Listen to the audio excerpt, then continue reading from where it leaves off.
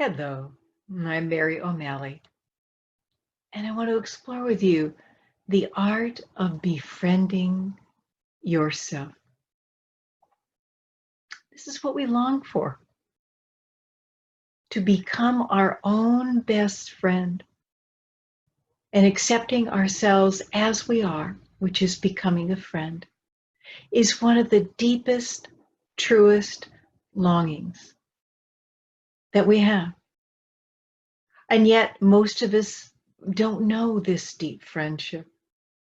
Most of us have become ongoing projects because we believe that we're not okay as we are, that we need to be better or different in order to be okay.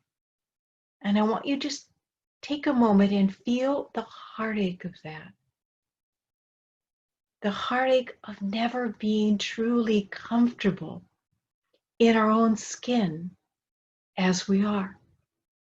Because we all got so many messages when we were young that we needed to be different. It may be your physical looks. I was very judged by my physical looks, so much so that I wouldn't look in a mirror for years, and because all I saw when I looked in a mirror was ugliness. That's how strong this self-rejecting conditioning can embed itself inside of us. So you may have gotten a message that your body was not beautiful enough, or was too tall, or too short, or too plump, or too skinny. And all the while, this was the body that you were given. You may have been judged by your physical capabilities. You may not have had any inclination to try out for one of the sports teams, but you loved to spend time on computers. You may have been judged by your how good of grades that you get. That the smart ones, you bring home a B+ on a test, and your father says, "Why didn't you get an A?" And yet you loved to work with your hands. We weren't only judged by our physical looks and our physical and mental capabilities.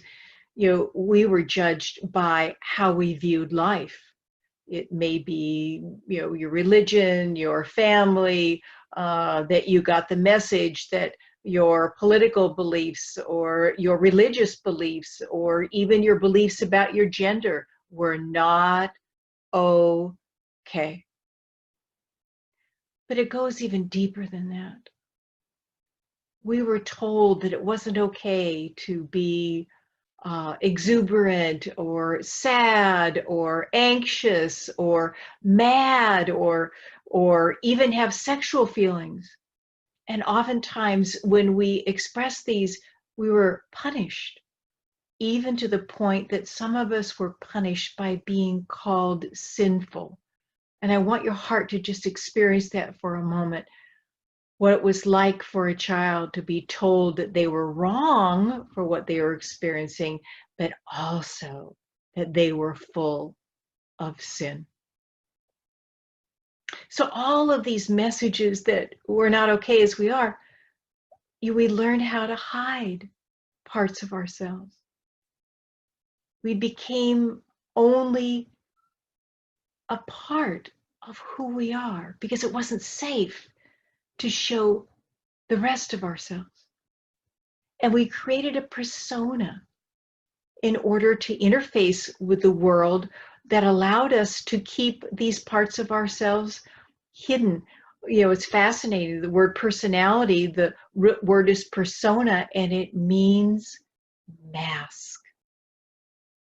And so we all created these masks, these places where we tried to show what we think was okay to show. And all the while we were like an iceberg, only showing the top little bit of the iceberg, and yet underneath it was the vast regions of who we really are. And to be a whole human being, it really means learning how to accept yourself as you are. You are a unique expression of life. You are put together in ways that no other human being ever has or ever will be put together.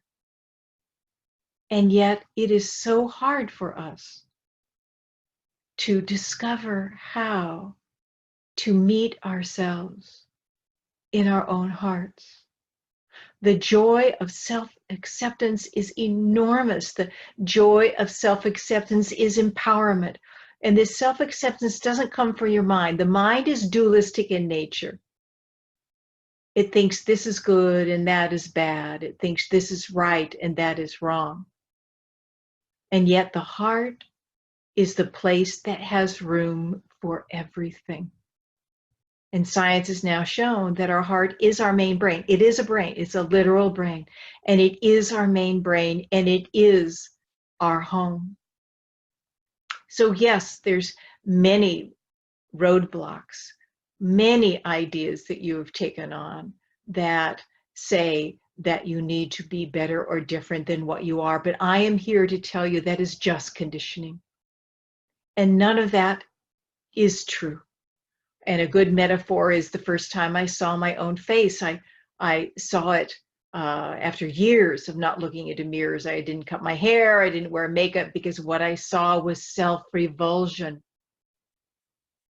And one night my bed was under the window. I love to have it under the window so I could see the stars. And I was up 2.5 stories, and I love to read before I go to bed at night. And I turned to turn off the light, and I saw a face in the window. And I wasn't afraid because I was 2.5 stories up, but I saw my own face. All of that self-rejecting conditioning didn't have a time to configure. And I saw my own face, and I was absolutely stunned by what I saw. And that really gave me the impetus to begin to explore all the other things that were conditioned inside of me, the ways that I learned how to reject myself, this beautiful self, to put it out of my heart. And I began to see that one of the most courageous things I could do for not only for my own healing, but for the healing of the planet, was to learn how to meet myself in my own heart. So even with all of your conditioning, I invite you for just this moment to imagine what it would be like if you saw without judgment how much you judge yourself and others. What happens if you saw with understanding how much self-pity moves through your mind all day long? What if loneliness came for a visit and you didn't try to push it away? What if you were able to open your heart to envy and jealousy when they show up? What would it be like if it was okay that confusion or dread or greed or anxiousness showed up? Can you allow all of these to move through the spaciousness of your own heart? And I want to say something very radical. What would it be like if anger came, if irritation came, if aggression came? And instead of closing down and following it, you stepped back and acknowledged it and saw that it was trying to protect something inside of you. What happens if your anxiousness would come and you had space around it and you could say to your fear, I see you. And what would it be like to see how compulsive your mind is? Everybody's mind is. Everybody is compulsive about something. And how we have dealt with it is try to go to war with it and stop it. And if we do stop one compulsion, another will take its place. But what would it be like to not go to war with your compulsions? I assure you, having been a very compulsive person, that to create a relationship with your compulsions, not as enemy, but as ally, is one of the most healing things you will ever do. So what I am saying is to become whole, to become a truly healthy human being. It means allowing everything. It doesn't mean allowing it to express out there, but it is allowing it to show up, and you welcome it. And I assure you, as you welcome everything that you have found previously unacceptable about yourself, it will simply pass through you. So the invitation is just for today. Live in the question, how can I accept myself as I am? And that's not a question to answer. That's a question to live in. If you've hung out with me and my blogs and my radio show and my books, you know I love the power of asking questions. There's the check-in questions, about what am I experiencing right now, bringing your attention into your immediate experience. But also there's the open-ended questions. The questions you ask and don't look for an answer. Because these kind of questions, your mind isn't smart enough to figure out how to solve them. But there's something with you that's greater than you. And so you ask a question and you let it go. It was Gertrude Stein that said the power of questions isn't in the answers. It's in the questions themselves. So, if you want to know how to thrive, if you want to know how to make a difference in the world, if you want to become a part of the healing that is happening on this planet, be courageous enough to live in that question. Be courageous enough to put your baby toe into the sea of self-acceptance. And slowly and surely, like light dawns in the morning, the armoring around your heart will begin to dissolve. And you will again live not from your separate mind, but from your connected, inclusive, spacious, accepting heart. Is this easy? No.